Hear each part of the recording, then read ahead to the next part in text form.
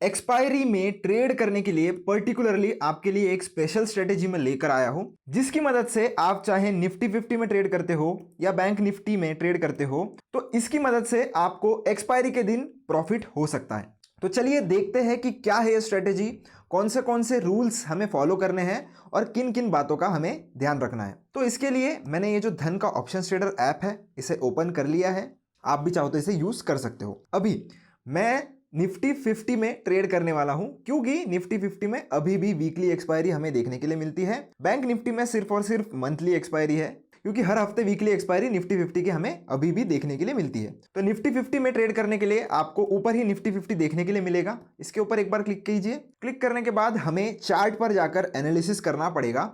तो इसके लिए सबसे पहले हम चार्ट ओपन करेंगे। तो चार्ट आप यहां से ओपन कर सकते हो। चार्ट ओपन हो गया है दोस्तों। तो चार्ट ओपन करने के बाद आपको सबसे पहले ये चीज करनी है कि जो टाइम फ्रेम है उसे 5 मिनट्स पर सेट कर लेना है। आप 5 मिनट्स पर भी कर सकते हो या 15 मिनट्स। मैं पर्सनली 5 मिनट्स प्रीफर करता हूं, इसलिए मैं 5 मिनट्स पर सेट कर रहा हूं। तो 5 मिनट्स पर सेट करना है। अगर आपको नहीं आता तो ये वाले बटन पर आप दबा दीजिए। इसके बाद आपको डिफरेंट टाइम फ्रेम्स मिल जाते हैं। 5 मिनट्स आपको चूज करना है और ये 5 मिनट्स पर सेट हो जाता है। तो सेट होने के बाद आपको क्या करना है कि जिस भी दिन एक्सपायरी है, जैसे कि निफ्टी 50 की कल एक्सपायरी थी, आज मैं फ्राइडे को शूट कर रहा हूं, तो आपको क्या करना है, निफ्टी 50 की एक्सपायरी जो है वो हर थर्सडे को होती है। हर थर्सडे को एक्सपायरी होती है, तो हमें मंडे टू वेडनेसडे तक का एनालिसिस करना है। इतना बात आपको ध्यान में रखना है कि एक्सपायरी के एक दिन पहले जो मंडे से वेडनेसडे आएगा उतना आपको एनालिसिस करना है। तो हम चलते हैं सबसे पहले वेडनेसडे पर। यहां पर आप देख सकते हो वेडनेसडे के दिन हम आ गए हैं। तो 18 टू 19 को थर्सडे था, तो मैं पूरा जो वेडनेसडे का चार्ट जो है वो सुबह से लेकर यहाँ पर जूम कर लेता हूँ। तो वेडनेसडे को मार्केट ओपन हुआ था कुछ 24,320 के आसपास। अभी हमें क्या करना है, हमें वेडनेसडे के दिन का हाई और लो मार्क करना है। तो उसके लिए हम एक टूल यूज करेंगे जो कि आपको इस वाले सेक्शन में मिल जाता है। इस पर क्लिक करिए और ये जो हॉरिजॉन्टल लाइन आपको दिख रही है इसको आपको सेलेक्ट करना है। इस पर जाना है। इसका वेडनेसडे का हम हाई मार्क करेंगे सबसे पहले और फिर हम वेडनेसडे का लो मार्क करेंगे। तो फिर से एक बार मैं लाइन चूज करूंगा और अभी लो जो है वो यहाँ पर कहीं मुझे दिख रहा है, तो इसको हम मार्क कर देते हैं।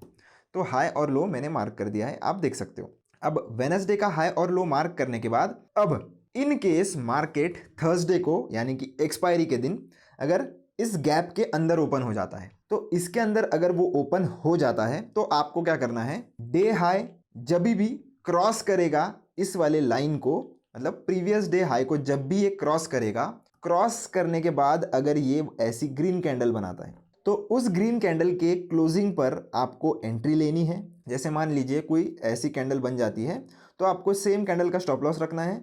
इसके हाई के ऊपर आपको एंट्री बनानी है और 1:2 या 1:3 का आपका टारगेट आप रख सकते हो। पर इसमें और एक कंडीशन ये है दोस्तों कि इमीडिएटली जो सेकंड कैंडल है वो रेड बनकर ये जो जोन है इसके अंदर क्लोज नहीं होनी चाहिए। यानी कि जैसे कि एक ग्रीन कैंडल ऐसे बन जाती है तो अगली जो कैंडल है वो रेड बनकर फिर से इस जोन में क्लोज होनी नहीं चाहिए। इसके जोन के ऊपर होती है और रेड होती है तो हम चला सकते हैं, पर इमीडिएट अगली कैंडल जो है वो रेड में नीचे की तरफ क्लोज नहीं होनी चाहिए। अगर इमीडिएट कैंडल नीचे की तरफ क्लोज हो जाती है तो उस केस में आप स्टॉप लॉस एक्सेप्ट कर लीजिए और ट्रेड से निकल जाइए। फिर अगर आपको री एंट्री मिलती है तो आप री एंट्री बाद में ले सकते हो। इस कैंडल का फिर से हाई अगर कटता है तो आप री एंटर कर सकते हो। आपका रिस्क रिवॉर्ड वैसे भी 1:2 था मिनिमम, तो आपका जो लॉस है वो जरूर से रिकवर हो जाएगा। पर एक बार को जैसे ये कैंडल अंदर बन जाएगी आपको निकल जाना है, क्योंकि अगर ये ट्रैप वाला अगर सेटअप यहां पर बन गया और अगर बायर्स को ट्रैप यहां पर किया गया तो फास्ट में नीचे मूव आ जाता है और आपको बड़ा लॉस भी हो सकता है। तो इससे बचने के लिए आप एक छोटा स्टॉप लॉस जो 30-40 रुपए का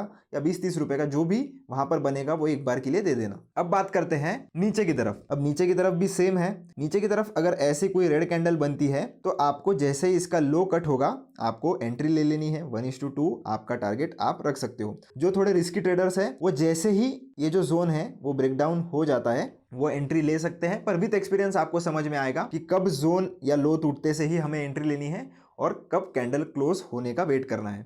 अगर आप सेफ ट्रेड्स लेना चाहते हो तो कैंडल क्लोजिंग का हमेशा आपको वेट करना चाहिए।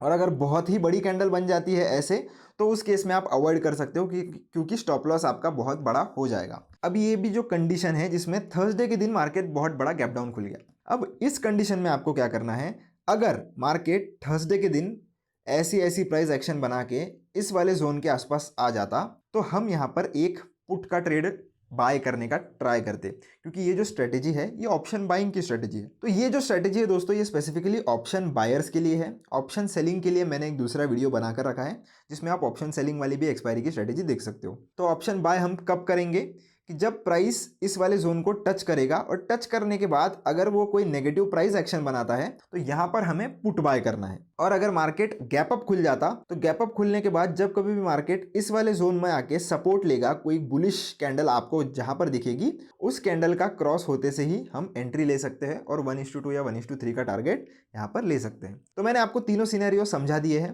अब देखते हैं थोड़े 2-3 हफ्ते पीछे जाके कि ये स्ट्रेटेजी कैसे काम कर रही है नहीं कर रही। तो फिर से हमें वेडनेसडे ढूंढना पड़ेगा। तो 11th को वेडनेसडे था।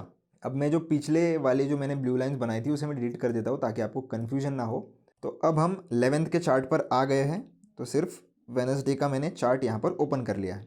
तो वेडनेसडे का हम क्या करेंगे, हाई और लो फिर से मार्क कर लेंगे। हाई हमने मार्क किया और ठीक उसी तरह लो भी मार्क कर लेंगे। तो क्लियरली आप देख सकते हो ये वाले रेंज में मार्केट वेडनेसडे के दिन पूरे दिन फंसा हुआ था। ये वेडनेसडे का टाइम फ्रेम है। तो आप देख सकते हो 12th को यानी कि जिस दिन एक्सपायरी थी मार्केट ने यहाँ पर एक बियरिश कैंडल से इसका ब्रेकडाउन दिया। तो आप देख सकते हो यहाँ पर बढ़िया सा ब्रेकआउट या ब्रेकडाउन हम कह सकते हैं हमें रेड कैंडल के मदद से देखने के लिए मिला। तो यहाँ पर आपको पोजीशन बना लेनी है।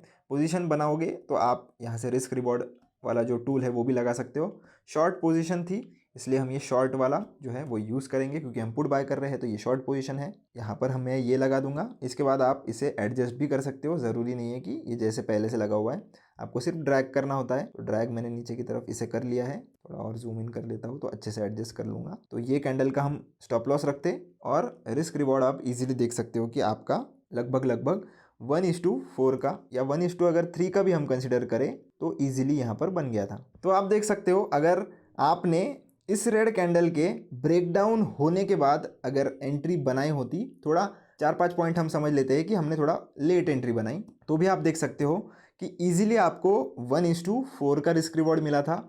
आप 1:2 या 1:3 भी कैप्चर कर लेते तो भी काफ़ी था, आपको अच्छा खासा प्रॉफिट यहाँ पर हो जाता।